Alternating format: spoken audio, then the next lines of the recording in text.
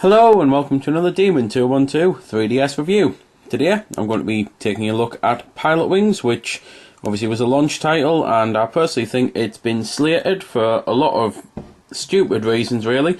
Seen people saying it's awful because it doesn't have multiplayer, as if multiplayer would actually work on a game. I mean, what you're going to do, race through the rings, just like see who can go through them the fastest, see who can collect the orbs the fastest. I just really don't think a multiplayer would work. So, the only disappointment I really have with it is the fact that it is pretty short. To make up for that, you've got a free flight mode, which is new to the series, obviously, and thankfully this is a new game in the series. It's a case of they've released two over the past something like 20 years almost, and it's a little annoying that this franchise never really seems to get any love, because personally I do love it. But anyway, at the start you've got your mission mode, as you've got your free flight mode, as I say. Options wise, you can choose your inversion on your flight controls. I prefer normal, because normal is actually inverted, because all planes and things are automatically inverted anyway. So on this it's classed as normal, so I prefer up is down and down is up. Rocket belt, you can choose your camera for that. You can choose your game map, whether you want it to be static or rotate. You've then got some dioramas you can unlock, which there's 10 of them overall.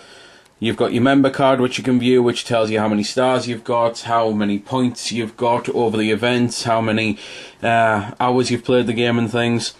But I'll start with free flight mode, because it's probably the least interesting, as stupid as it sounds, because basically you get to choose any of the 6 vehicles, of which there's three types of vehicles. For example, you've got plane and then turbojet. It's just a faster plane. You've got rocket belt, then you've got super rocket belt. Obviously, it's just a faster one.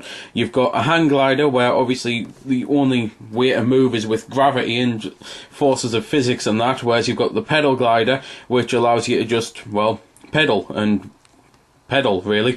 It requires a lot of button bashing to do the pedal.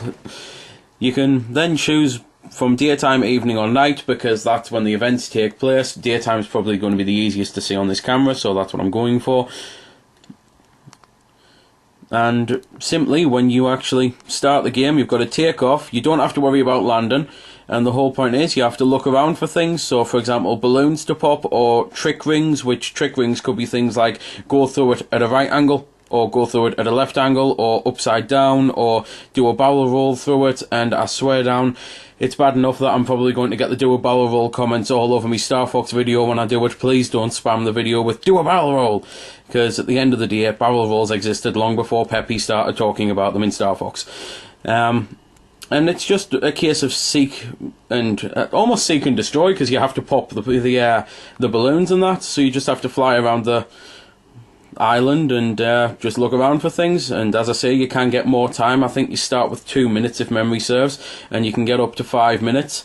There's all sorts all over the place, and depending on which vehicle you use out of the 3 categories depends on what things you can find, because with the rocket belt there's different things. Obviously the pedal glider, there's gold rings that you have to find, and some of them are just in evil places. Took us ages to get the last gold ring.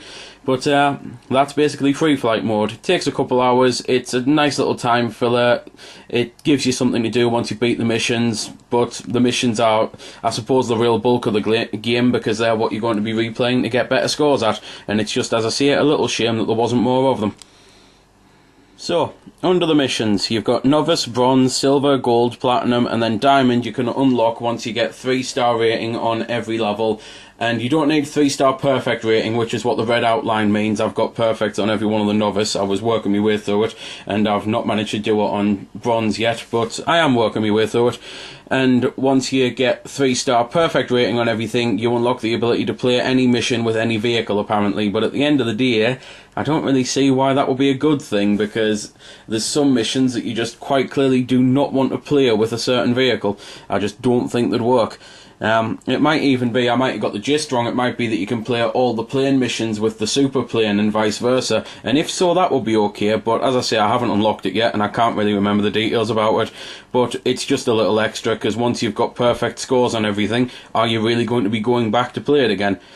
which is why, again, it's just a little bit of a shame that there aren't any extra missions on it, that it's not a slightly bigger game, because that's what I would have preferred, them adding just a whole heap of new missions, a couple new vehicles.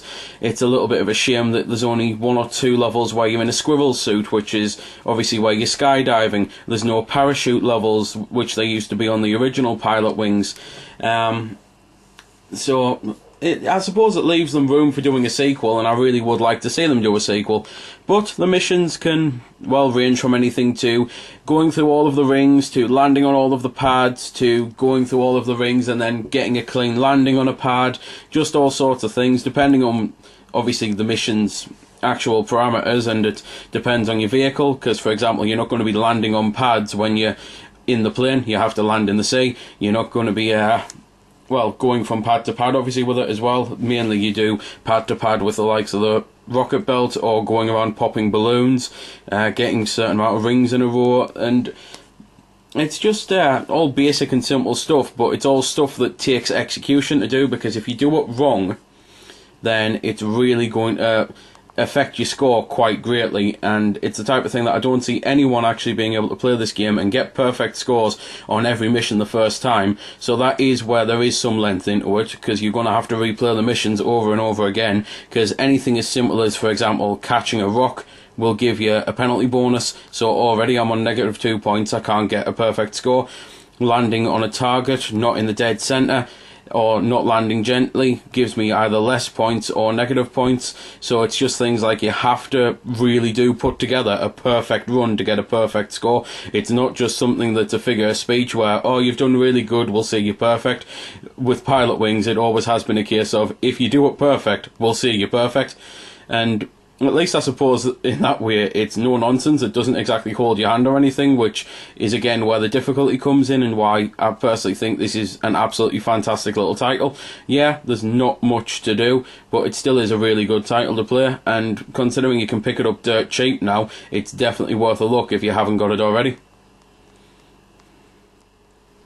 But that's pretty much everything I've got left to say. One of the things I can show off is this, the photo mode. It's just simply one of the missions. You have to take photos of parts of the island, which is probably why the game looks so good, seeing as there are missions, I suppose, designed around the graphics.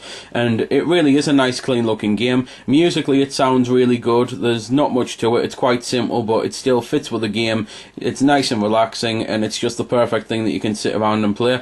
Although I really don't recommend playing this on the bus, because as I say, you have to be perfect, and all it takes is for a speed bump and whoa, your hand goes all over, and next thing you know, your glider's like pivoting down straight into the ocean or something like that. While it is a handheld game, I think this is probably more of a handheld sit in a comfortable chair and relax game rather than a play on public transport game.